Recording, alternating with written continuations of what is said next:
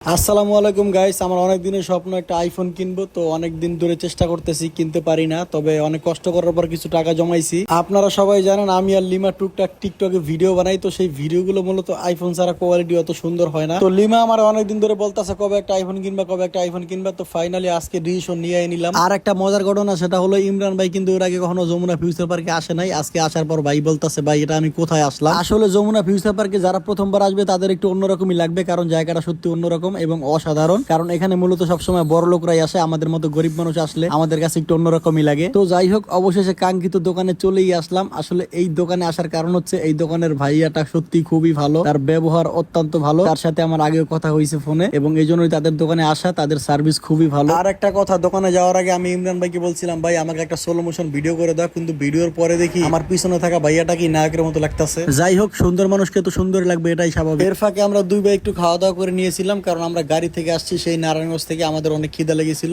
তো দুই ভাই হালকা পাতলা খাওয়া দাওয়া করলাম। অবশেষে আমাদের সেই কাঙ্ক্ষিত আইফোন 15 প্রো ম্যাক্স নিয়ে নিলাম। অবশেষে আমি টাকাগুলো তাকে গুনে দিব, কিন্তু এই টাকাগুলো দেওয়ার সময় আমার সত্যি খুব খারাপ লাগছে, কারণ এই টাকাগুলো আমি অনেক কষ্ট করে জমাইছি। আর যারা মধ্যবিত্ত আমার মতো তারা সবাই জানেন যে এতগুলো টাকা জমানো কতটা কষ্ট। তো অবশেষে আমার কাঙ্ক্ষিত স্বপ্নের সেই আইফোন 15 প্রো ম্যাক্স আমি নিয়ে নিলাম। তো সবাই আমার জন্য দোয়া করবেন, আমি যাতে আইফোনটা খুব সাবধান এবং ভালোভাবে চালাতে পারি, কারণ এই ফোনটা যদি কিছু হয়ে যায় আমার পক্ষে আরেকটা আইফোন কেনা কখনোই সম্ভব না, কারণ আমি সত্যি অনেক গরিব মানুষ। তো ফাইনালি তাকে টাকাগুলো সব বুঝিয়ে দিলাম। আর একটা কথা, এখানে কিন্তু পুরো টাকা না, এখানে 60,000 টাকা। আর 60,000 টাকা আমি ব্যাংক থেকে উঠাইছি, উঠানোর পরে তাকে এটা পরে দিয়ে দিছি, সেটা আর ভিডিও করি নাই। তো অবশেষে আমি সত্যি আইফোনটা কিনতে পেরে আমি খুব হ্যাপি, কারণ আমার অনেক দিনের স্বপ্ন একটা আইফোন কেনা। তো সবাই আমার জন্য দোয়া করবেন, আমি যাতে ভালো মতো ফোনটা চালাতে পারি। অস্থির অস্থির ক্যামেরা।